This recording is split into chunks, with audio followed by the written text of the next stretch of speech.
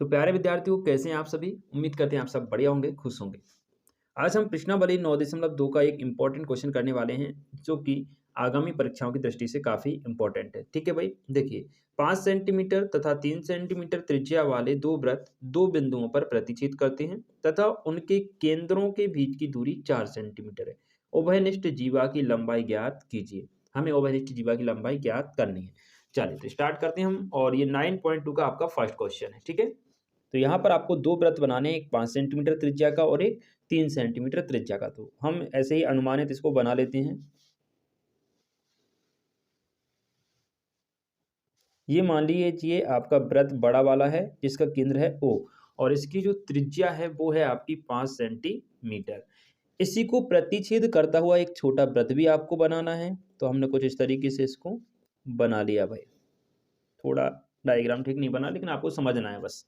इसका जो केंद्र है बच्चों, वो आपका क्या है, वो आपका है O डैश, और इसकी जो त्रिज्या है वो 3 सेंटीमीटर है। इन दोनों वृत्तों को देखो आप कहाँ पर, एक तो यहाँ प्रतिच्छेद कर रहे हैं और एक यहाँ पर। इस बिंदु को नाम दे दिया P, इसको नाम दे दिया Q। इनको मिलाने वाली जो रेखा है, P व Q को मिलाने वाली जो रेखा है, वही उभयनिष्ठ रेखा है बच्चों। वही क्या है, उभयनिष्ठ रेखा या फिर उभयनिष्ठ जीवा है। ठीक है, इस PQ जीवा की लंबाई हमें ज्ञात करनी है। ठीक, अब सुनिए, आपको दिया गया है कि दोनों के केंद्रों के बीच की दूरी जो है वो क्या है भाई, वो 4 सेंटीमीटर है। कितनी दी गई है, 4, यानी ओ डैश आपको कितनी दी गई है भाई, तो लिखेंगे ओ डैश बराबर आपको दिया है 4 सेंटीमीटर। ठीक है, एंड इसकी जो त्रिज्या है भाई, बड़े वृत्त को अगर ओ से आप पी को मिला दोगे तो ये इसकी त्रिज्या हो जाएगी, केंद्र से परिधि तक की दूरी, यानी ओ पी बराबर कितना है आपके पास, 5 सेंटीमीटर।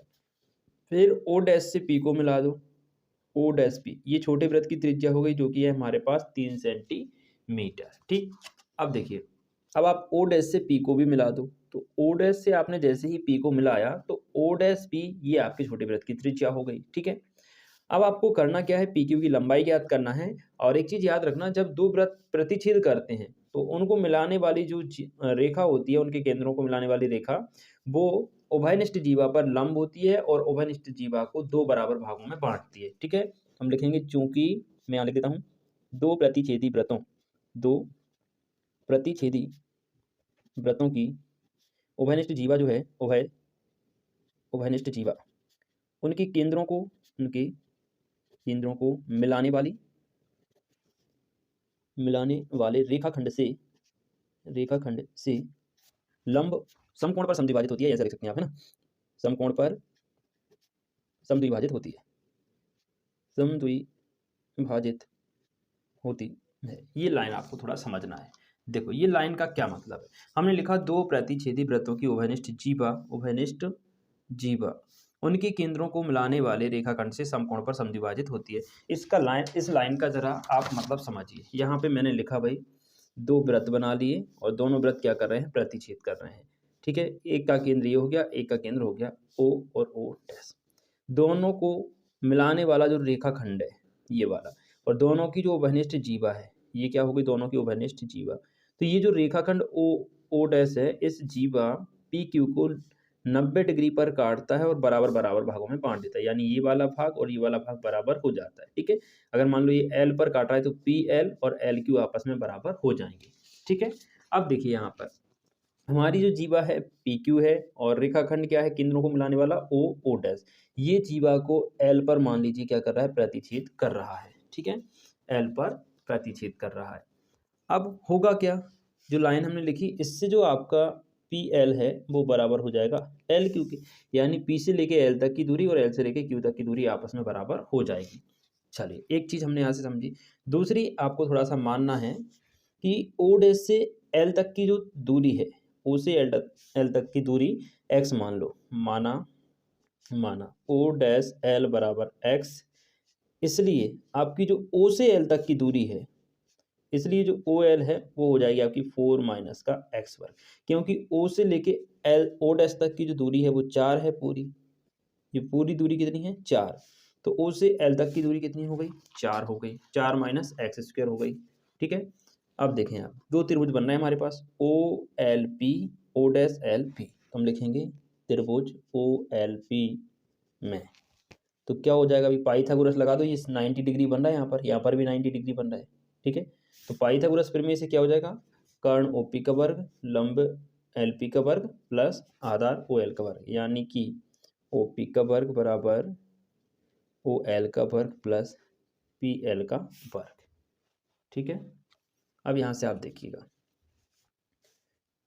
ओ पी का वर्ग माइनस ओ एल का वर्ग बराबर हो जाएगा पी एल का वर्ग। ओ पी मतलब कितना दिया है 5, तो हमने लिखा भाई 5 का वर्ग माइनस ओ एल आपका कितना है भाई 4 minus x square, sorry 4 minus x है, एक्स स्क्वायर नहीं, 4 माइनस एक्स का होल स्क्वायर बराबर यहाँ दिया है पी एल का स्क्वायर। तो ये हो जाएगा 25, इसको आप खोलेंगे ए माइनस बी के होल स्क्वायर से, ए का वर्ग यानी कि 4 बी का वर्ग यानी एक्स का वर्ग एंड 2ab यानी 4 दूनी 8 एक्स बराबर आ जाएगा आपका पी एल स्क्वायर, ठीक है। आगे देखिए भाई, ये हो जाएगा 25 माइनस का 4, सॉरी 4 का वर्ग करेंगे तो ये 16 हो जाएगा बेटा, कितना 16, 25 माइनस का 16 एंड माइनस का एक्स स्क्वायर और प्लस का हो जाएगा आपका 8 एक्स बराबर में P L square.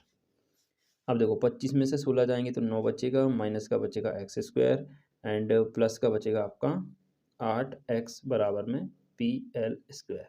P L square को इधर ले आओ भी, तो पी एल स्क्वायर बराबर हो जाएगा 9 माइनस का एक्स स्क्वायर एंड प्लस का 8 एक्स, समीकरण बन गया आपका 1। अब हम लेंगे त्रिभुज ओ डैश एल पी वाला, ये वाला त्रिभुज ओ डैश एल पी में, ये भी समकोण त्रिभुज है, तो इसमें भी हम क्या लगाएंगे पाइथागोरस प्रमेय।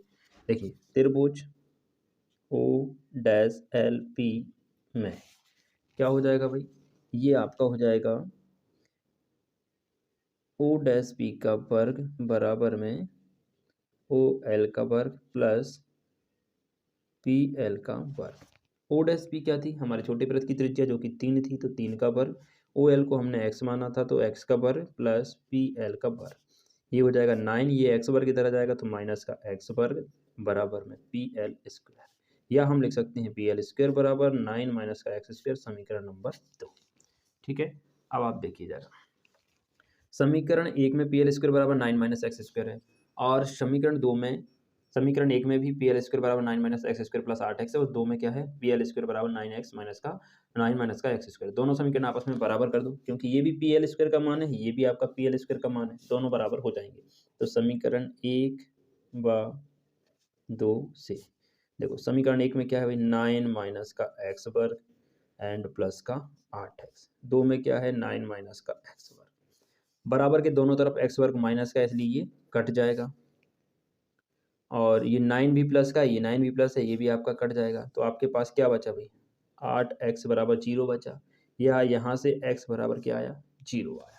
अब ये बहुत इंपॉर्टेंट चीज़ है, इसको ज़रा ध्यान से समझिए, इसका क्या मतलब हुआ, आपके पास आ गया भाई एक्स बराबर 0, यानी कि हमने यहाँ पर मानी थी दूरी कितनी एक्स, किस किस के बीच दूरी मानी थी एक्स, ध्यान से सुनना, हमने ओ डैश और एल के बीच की दूरी एक्स मानी, जो कि कितनी आई है 0। अब मान लीजिए ये आपका एल बिंदु है और ये बिंदु है ओ, इनके बीच की दूरी अगर 0 है तो इसका मतलब होगा कि ये दोनों एक ही बिंदु पर हैं, यहीं आपका ओ है और ओ के ऊपर ही क्या है एल है, ये बात आपको समझिए, यानी इनके बीच की जो दूरी है वो कैसी है नगण्य है, 0 है। अब मान लीजिए मैं यहाँ पे आपको अलग से समझाता हूँ, ये हमारा था बिंदु एल और ये बिंदु है पी ओ डैश, इनके बीच की दूरी नगण्य है, यानी कि ये दोनों बिंदु यहीं पर आपका ओ डैश है और यही बिंदु आपका एल है। तो जहाँ पर ये आपकी त्रिज्या थी, ये वाली जो आपकी त्रिज्या थी ओ डैश पी वाली, ओ डैश पी वाली वो कितनी थी 3, इसलिए आपका ओ डैश की जगह एल रख देंगे तो पी एल का मान भी कितना आ जाएगा 3 आ जाएगा बच्चों, ठीक है। पी एल का मान भी कितना आ जाएगा 3। तो हम यहाँ पर क्या लिखेंगे, देखिए यहाँ पर आपको लिखना है x बराबर 0 आ गया, इसके बाद देखिए आप, इसलिए आप लिखेंगे, इसलिए जो l है और जो आपका o डैश है, l व o डैश क्या है समपाती हैं, समपाती का मतलब वो दोनों एक ही जगह है, समपाती है, ठीक है। अब समपाती हैं इसलिए आपका जो OP डैश है वो बराबर हो जाएगा किसके PL के, यानी आपका जो OP डैश है यहाँ पर देखिए आपका जो ओ डैश पी है वो पी एल के बराबर हो जाए, क्योंकि ये बिंदु सीधा यहीं पर है, एल भी यहीं पर है, ओ डैश भी यहीं है, इसलिए पी एल और ओ डैश पी या फिर एल पी या पी ओ डैश या पी एल ये दोनों बराबर हो जाएंगे। ठीक है भाई, तो हमने यहाँ पर लिखा कि भाई जो आपका ओ डैश पी है वो बराबर है किसके, पी एल के। अब चूंकि चूंकि ओ डैश पी छोटे वृत्त की त्रिज्या है जो कि है 3, इसलिए आपका जो पी एल है वो भी कितना हो जाएगा, 3 के बराबर हो जाएगा। ठीक है, अब चूंकि आपको ज्ञात करनी थी भाई उभयनिष्ठ जीवा की लंबाई, उभयनिष्ठ जीवा पी क्यू की लंबाई, और हमने अभी एक चीज सिद्ध की थी कि भाई जो पी एल है और एल क्यू है वो आपस में बराबर है। और यहाँ पे आप देखिए पी क्यू जो है पूरी जीवा है, पी क्यू जीवा जो है पी एल और एल क्यू से मिलकर बन रही है। ठीक है, तो हम यहाँ पर लिखेंगे इसलिए पी एल बराबर है आपका क्यू पी या P Q, sorry P L बराबर है आपका क्यू एल, और दोनों का ही मान कितना हो गया, 3 सेंटीमीटर। अब देखिए हमें ज्ञात करनी है ओवनिष्ठ जीवा की लंबाई पी क्यू बराबर है आपका क्या है, P L plus Q L. तो यहाँ से आप देखिए पी क्यू बराबर आ जाएगा 3 + 3, यानी पी क्यू बराबर आ जाएगा आपका 6 सेंटीमीटर। यही आपका आंसर हो जाएगा बच्चों।